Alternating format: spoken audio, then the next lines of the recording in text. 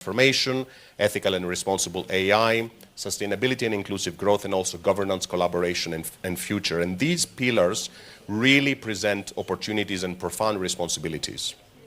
So to get the discussion started, I'd like each of our panel members to briefly introduce themselves. So, yeah. Thank you very much. First of all, I would like to thank Davos Lodge for this invitation, being part of this distinguished panel. My name is Adel El-Adawy, and I'm an academic based in Saudi Arabia. Work in international relations, and very interested for the past few years in the geopolitics of AI.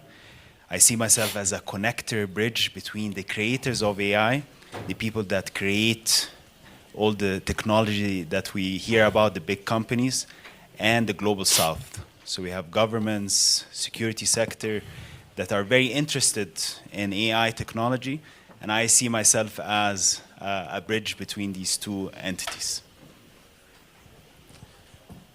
Thank you so much. My name is Mohamed Kalash. I work for a VC fund who's focusing on embedded AI mainly, and I'm focusing on the Middle East region. Hi everyone, I'm Wasil. I'm a co-founder of BeyondMath. BeyondMath is a physics AI startup. We're building the world's first foundational model for physics. And before that, I used to mainly work in the AI sector. I've worked at Palantir for a couple of years, as well as AWS, Amazon Web Services. Nice to meet you all.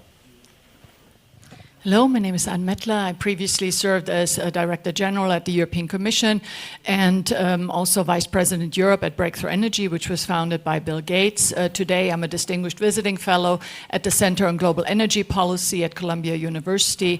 I also serve on the board of the European Innovation Fund, which is the EU's deep tech fund of 10 billion euros. And I do also a couple other things.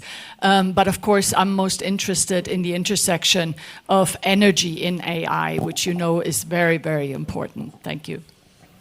Hi, I'm Adam Falkoff. I'm a life member of the Council on Foreign Relations and a member of the Trilateral Commission. I've seen AI breakthroughs firsthand while I was at AWS as well, and Microsoft. Fantastic. So let's start with the bigger picture, how AI and technology are actually creating prosperity today. I'll ask each of you to keep your first answers to about a minute so we can build on our discussion step by step. So maybe, Anne, I'll start with you, if that's okay. What policy frameworks best support innovation without stiffing competition?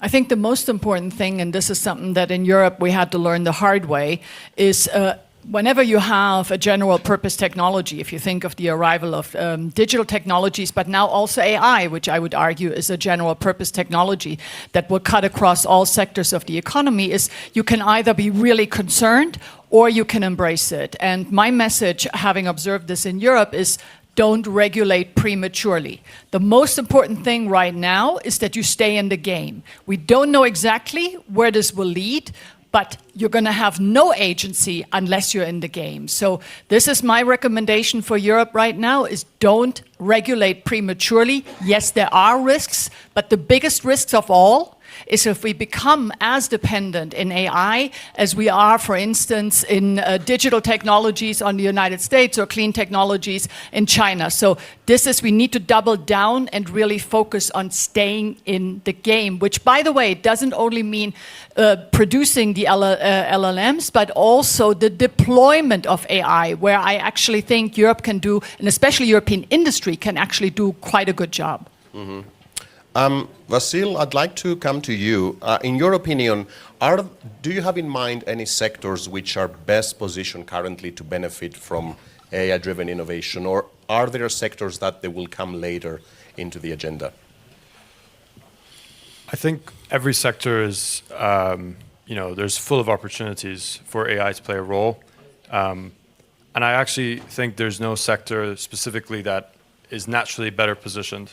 I think the problem today is that we are focusing so much on the promise of AI, the nature of certain AI technologies, and we're missing the bigger problem, which is how are we going to implement it, and how are we going to have it in an enterprise that are still using pen and paper? Or how are we going to implement it in healthcare where there are very outdated regulations put in place that make it impossible to implement AI for drug prevention and so on? I think you got to start with the fundamentals and when it comes to implementation, and you'll realize that if you touch on the fundamentals, it will come across multiple industries. Right. Obviously, you know, if I look at, for example, defense or consumer services, there's probably a lot more interest in AI. They're already testing it out. They're using it way more than you'd say maybe in financial services or healthcare. Where there's a lot more regulation. But frankly speaking, I think this shouldn't be a sector problem. This is a implementation problem. This is how do I remove the barriers of implementing it, and how do I focus on the source problems? The source problems is your data. You know, data today, I'm surprised by how many enterprises out there are still using very outdated ways of even storing their data. If we are talking about AI when data transformation and digital transformation is still, in my opinion, we're halfway there. We have a long way to go in setting up the foundations to implement AI successfully. Right. Adam, I wanted your help to unpack a little bit because everybody talks about the economic value and productivity of AI. So in your experience, what kind of new forms of this kind of value creation and productivity do you see? Well, I'll speak to what I worked on firsthand, which is accelerating scientific breakthroughs. Especially, we can map proteins now in a matter of minutes rather than years. Material science accelerations on battery, solar panel, climate mapping for carbon capture. So those kind of things will enable speed. It's basically accelerating scientific innovation and then lifting prosperity. Fantastic. Mohamed, what new forms of entrepreneurship might emerge in an AI-powered economy? From a VC perspective, what do you see? What kind of new business models or forms of entrepreneurship do you see? I think many forms can appear from the new AI, especially embedded AI. So as Wasil mentioned, there's a lot of businesses that AI can help, and with the new AI and productivity, it will not be a threat for employees if they know how to manage it properly. So, for example, now for the legal, you can review documents in terms of minutes. In healthcare, as my colleague mentioned, early diagnosis for cancer are now revealed. So every area, AI can help it to progress. And I see the GCC mainly doing a major role in this, with a lot of investments in several sectors. And for example, Saudi is investing heavily for the 2030 vision. So yeah, that's my view on it. Brilliant. And Adel, from a geopolitical point of view, can smaller economies compete in this global AI race? Very good question. I will build on what Anne was talking about, dependency. Based on engagement in the region and the global south, there are two camps. There's a camp of countries and governments that are aware of where AI is going and investing very heavily and moving very rapidly and doing the right things. And there are actually a lot of governments that are not really understanding of where the world is heading. They understand, yes, AI might be a project in the government, that might be a ministry project, but if you want to take AI seriously, unleash your economy, you have to understand that AI is not about only productivity, it's about power. And the AI stack, which Jensen Huang, the CEO of NVIDIA, described very beautifully in the 5-layer cake, it's energy, it's chips, it's data centers, models, and then application. And what I see in our part of the world, there are a lot of countries that are focused on the application layer, and this will create a big problem because you'll be heavily dependent on the United States, maybe on China.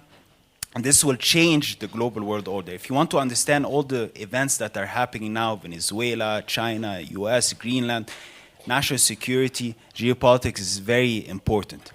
And the one thing I see, last comment, is that we see the leaders in AI creating, and this is my message to countries here that are creating AI, they're putting guardrails, they're putting export controls on chips and so on. So there's actually certain countries that are trying to prevent certain countries and smaller economies to actually invest and have the ability to create their own sovereign AI.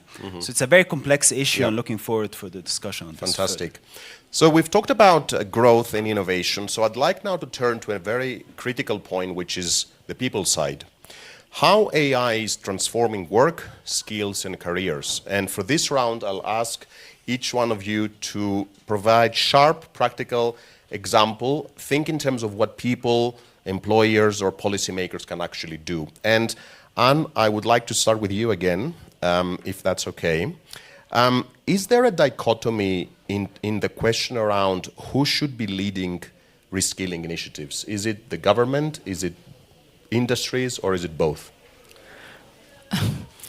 The first thing to say about AI is it does have a very disruptive potential. I think we need to recognize that, especially in defense applications or in the usage for mass surveillance, etc. So at least in democracies, it will be very important that you have a human in the chain. Who ensures that the technology is used in a way that is human-centric, that abides by the rule of law. This may be different for different geographies, but I would say that particularly the democracies that I believe are subject to AI being used against them need to be particularly alert. And here, as I said, we need a human in the chain of control. I don't think we just want machines to take autonomous decisions, especially in sensitive areas. So for agentic AI, we're still very far away? No. I mean, one of the really troubling aspects of AI is that it's the first technology that I'm aware of that would intuitively strengthen autocracies, because autocracies can collect more data. The more data you have, the better you can train the algorithm, the more you can target, etc. So I think in that sense, the most targeted AI will come probably not out of democracies, with everything that will entail. Very interesting. Adam, can I build on that? So in this AI-driven world, are there any new forms of social safety nets that we need to adopt or think about? I wanted to get back for a moment to the building prosperity, if I could, and something we haven't touched on, which is accelerating entrepreneurship. The greatest amount of hiring in the world is through small business. And AI will provide just a single person with marketing plans, strategic plans, financial modeling that can accelerate the growth of business. And now that we have the cloud, there's no need for small businesses to invest in servers. So I think that's a point I just want to make sure I touch upon on the panel in growing prosperity is employment and lifting people up with that. Fantastic. Wasil, we see workers being required, being pushed to a transition phase into AI-augmented roles. So I wanted to ask you, based on your experience, are there any best practices or strategies to facilitate this transition better? Yeah, I think it all starts from, what's the core mission of any company. And if you're a bank, your core mission is to provide the best financial service to your clients, right? If you're a hospital, it would be the same for your patients, right? And there's all these mundane tasks that people do, in their companies, that whether it's, writing an email and spending hours on it because you have to explain something and there's a lot of context, or having an unnecessary Zoom call, right? And all these little details, or if you're a salesperson, having to log into Salesforce and log all your calls and events. These little mundane tasks in each company, I think this is where AI can, especially with what we have today with LLMs, AI can definitely help automate a lot of that. And I think the key question each company should ask itself when trying to apply AI is, how can I leverage AI so that my employees focus on the core of the company rather than everything else? Right. So, if I'm if I'm a hospital, I want to make sure my workers are focusing almost 100% of their time on patient care and everything that is important for patient care. Everything else, administrative work and so on, that is where AI today, with what we have already with LLMs and the software around LLMs, can really disrupt, and where AI can replace a lot of these mundane tasks. That's not to say that we would replace people, but replace those tasks and actually make all your employees a lot more productive and a lot more closer to the mission of the company that you're in. And how would you, let's say, ensure that you also facilitate potential resistance from employees? Because there is resistance for sure. I'm gonna be brutal here. Go ahead. I think if there's resistance, and as the leader of a company, if you're doing the right thing for your company, you either get rid of the resistance, and I think you should get rid of your resistance and go charge on. Because I'll tell you this, I think with AI, if you don't implement it, you don't adopt it, your rival will. Right. Your competition will. And this is not we're not here to have a discussion around a dialogue around whether we should use AI or not. It's not about whether we should use it. It's about how we use it. And I would engage in a dialogue if I was a business leader with my employees around how we use it, right? I think that's important to have that dialogue, making sure that it's done in the best way possible. But if it's a question of should we use it? No, I wouldn't even entertain. I think that's, should be a base assumption. Right. Mohamed, I wanted to bring the element of AI investments. And based on your work and your experience, is there a way that AI investments can ensure widespread employment rather than inequality? In brief, no, I don't think. I think for future employees, they have to learn how to use AI and manage AI rather than resist it, because as Wasil mentioned, it's already there, and it will help a lot of companies to grow and prosper. So I don't believe so. No. Okay. And Adel, you work in higher education. So how can education systems prepare people for jobs that probably don't yet exist? Is this should that be the target, or should the target be towards facilitating getting into this future jobs market? I really like your question. I don't think I have an answer for that, but that's something I struggle with every day. In academia, higher education, there's a lot of debate. Most senior professors and the senior people in that domain are very critical of AI, plagiarism, students using AI. There are a lot of debates about this. But this is one conversation, how to integrate AI. But actually, and this is related to the discussion about the future jobs and so on, how do you prepare the next generation for an economy? Nobody actually knows how it will actually look like. There are indicators, there are the creators of AI, the Elon Musk, the Jensen Huangs, the Alex Karps, these people that are shaping the future, and they have a vision. And if you listen to these people that are creating AI, it looks like AI will be doing a lot. So you have to start to reimagine everything. And I think this is where we lack. I hope Davos will be a platform to start to think about how do governments prepare with unemployment and all the reports, the World Bank, IMF, everyone is talking about unemployment numbers that will hit 50, 60, the necessity of reskilling, of readjusting. And I haven't seen too many examples of, or a model of how to prepare the next generation. We are having We're having a lot of debates, a lot of committees, but I'm one of the people that is pushing, for example, at Alfaisal University in Saudi Arabia, but the conversation is still very preliminary. They're still discussing how should we integrate AI in the classroom, and this is not actually preparing students for the future economy. I have 2 kids, a daughter and a son, and when I think about them entering university, the entire, I mean, to give you a small example, right now if you say I graduated from Harvard or an Ivy League school, okay, but if you say I worked at OpenAI, at Palantir, at these big tech companies, people want to hire you immediately. There are students or people, young people, 24, 22, 23, making millions of dollars without having even a university degree. They have a high school diploma. So the skills, the necessities are changing very rapidly, and it's important that the older generations or the people in power, decision makers, to realize if you want to build real prosperity, you need to plan. You need to think. You need to think outside the box and not to, dismiss AI, not to dismiss what these tech CEOs are saying.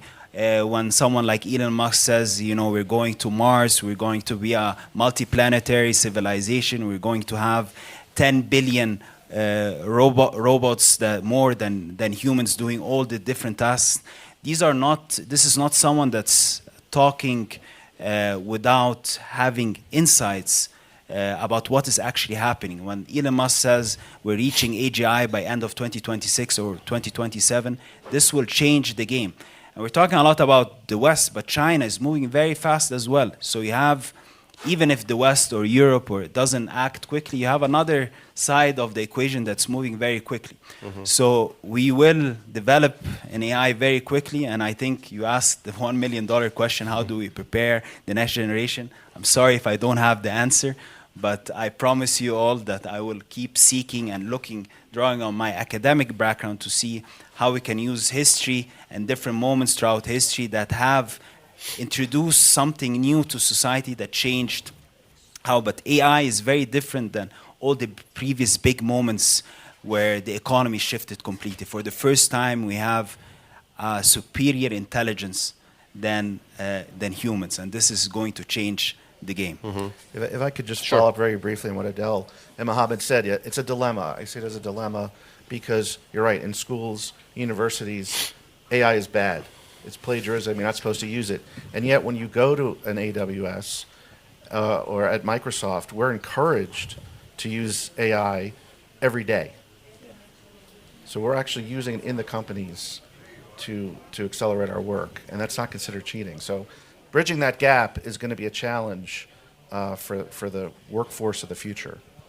Can I just say to those who hesitate, I'm certainly the oldest on this panel, so I'm old enough to remember the early days of digital technologies, where a lot of the same fears, a lot of people are going to lose their jobs. We talked about it as if this was only about the Googles and the Microsofts, and of course it wasn't. It cut across all sectors of the economy, and those that were the early adopters did the best. So I really want to stress that sort of, yes, we are all concerned, but be in the game, understand just how transformational this is. This is a general purpose technology. This will cut across everything. Embrace it, because if you don't embrace it, basically my prediction is you're going to be finished. Yes. Can I just add here? I mean, Briefly. Compared to digital technologies, what we're seeing with AI, it's very political. I mean, there are guardrails put, the chips, the GPUs, there are export controls. With the internet and the digital technologies, they were actually open for everyone to use. What I see is actually there's fierce competition who will get there first. It's similar to building the nuclear capability in the 1940s, but for something that will have dramatic impact on everyone. Can I say this has two reasons? Number one is the lesson from digital technologies, where Europe was like, oh, it's no problem if we just buy from the Americans, and it bred incredible dependencies. And I think what we didn't see back then was that technologies build on one another. So if you weren't a leader in digital 1.0, it's highly unlikely you're going to be a leader in digital 2.0/AI, right? Because where does the intelligence in AI come from? Large volumes of data. What did the Europeans do? We have a very restrictive data regime. The GDPR, I'm sorry, we just call it yes, exactly. Thank you. The point is, we cannot freely work with data. It was all done with good intentions, but is now really a stumbling block. And my prediction is we can't maybe see it yet, but something may build on AI someday. So if you're not in the game, you won't be, in the game in whatever future technology will evolve. And I think these interconnections we simply didn't see. The other game changer was China. I always tell the story, when I came into the European Commission in 2014, we thought of China as a developing country. When I left in 2019, we talked about it as a systemic competitor. And China's really rapid advancement is due to really doubling down on technologies across the board. By the way, not just digital, but also clean tech, and now also autonomous systems. So, this is why this is so political today. This really is a huge competition for technology supremacy. And I use the word supremacy very purposeful. And China basically has already won. The technology frontier has shifted to China. There are 3 areas where the verdict is out. One is AI, the other is quantum, and the other one is chips. So this is really a fight around these governance issues, which I mentioned up front. It's very, very serious. Mm-hmm. Yes. And I have a question for you, because Europe is always lagging in the technology front, as you mentioned. So it didn't always. If you have a look at the stock market, if you compare the stock 60, which is the biggest stocks, 60 stocks in the European market, compared to the S&P 500 or the Nasdaq, the delta or the gap between why US is outperforming the European market is the technology stocks. And I can't see, or I can't recall a big technology European company that is catching up with USA companies. China is trying to do so, but Europe not. And this was when the regulations were much easier than, as you and Adel mentioned, it's now harder. So I'd like to hear your comment on this. Well, that's basically true. But I have to say, from the perspective of Europe, we need to get back in the game. I mean, we have basically everything it takes. When you look at early stage innovation, we have great startups. The problem in Europe has not really been around technology or innovation. It's been around scaling. And this is, we don't have hyperscalers in Europe. So Europe has not produced a single company with a market cap above 100 billion euros and listed in Europe in more than 50 years. So if we can really integrate that single market of 450 million, if companies can grow big in Europe and have a conducive ecosystem, don't write Europe off. So there's still a lot of deep tech expertise here. There's still a lot of industry here. And I'm based in Brussels, and I can say, I mean, it's really hit home now that we got to do something.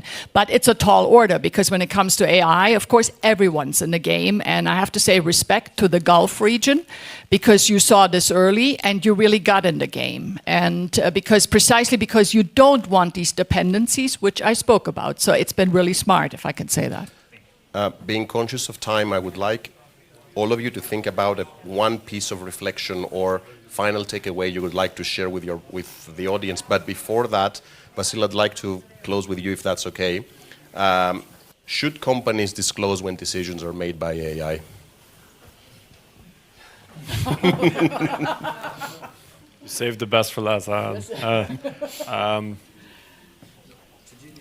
I think obviously there's regulatory compliance requirements that come in place there, but I mean, there's already, if you think about it, the way we interact with social media, a lot of it is automated, right?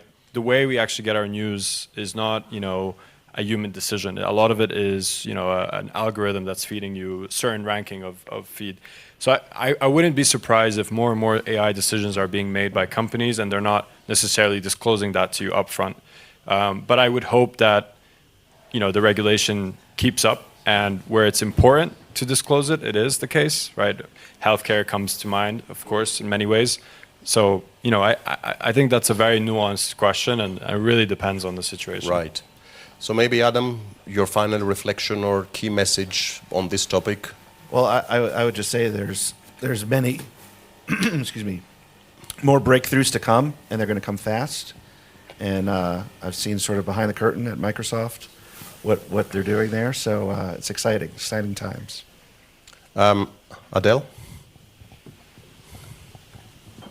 Well, there's a lot I can say, but I'll say this: to understand all what's happening geopolitical from Venezuela to Greenland, you have to understand two things. It's connected to the strategic competition between the United States and China, and at the core, it's technology. I told you the AI stack has energy at the bottom. Venezuela, if you want to understand what happened in Venezuela, it had a lot to do with access to oil and energy that China needs. If you want to understand Iran, you need to understand that China depends on the oil in Iran. So my message to you, maybe you already know, but to start to understanding AI and geopolitical events, you have to start looking at AI not only from an economic standpoint or investment, or what's the next big breakthrough, but look at it as it has become a political tool about power, and it will help us understand the world better when you look at AI through that geopolitical lens. Thank you. Mohamed?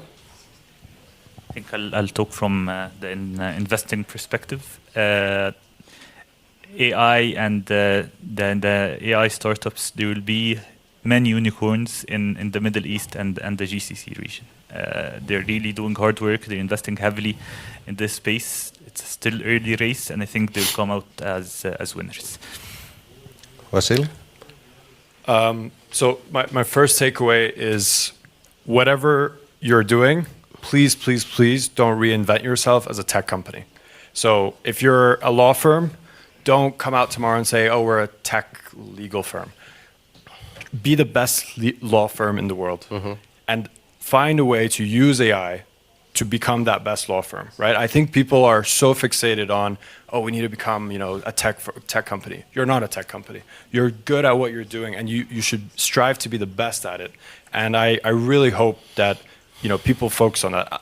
Another quick second takeaway is I think the next frontier that a lot of people maybe are missing out on or is about to come is hardware and the physical world. Yep. So, all the innovation that's been happening, especially in the last 20, 30 years, has been in the digital space. You have social media, you have software, you have LLMs, but if you think about hardware, if you think about the streets we drive in, the airports we go to, the planes that we go to, it's more or less the same. It hasn't been disrupted the same way. And I think there's a lot of, if I would bet on the future, I would say in the next 10 to 15 years, you're going to see planes you've never seen before. You're going to see cars you've never seen before. You're going to even see roads you've never seen before. And it's a space that I'm personally very excited about. Fantastic. From me, take energy seriously. If I look at the United States, what's holding back AI in the United States, it's not computing power. It is really, it's abundant and affordable electricity. So take energy seriously. It's now really an issue that deserves to be in the boardroom. And linked to that, something smart that I heard yesterday, AI needs power, but power needs AI. So the point is, yes, this is very energy intensive, but the application of AI in energy systems is huge because the energy systems as they are conceived today are incredibly inefficient. AI can make them much smarter. And to add to what you just said, not just hardware, but also infrastructure will become a lot smarter. So link sort of the energy, hardware, infrastructure, that's sort of the next frontier.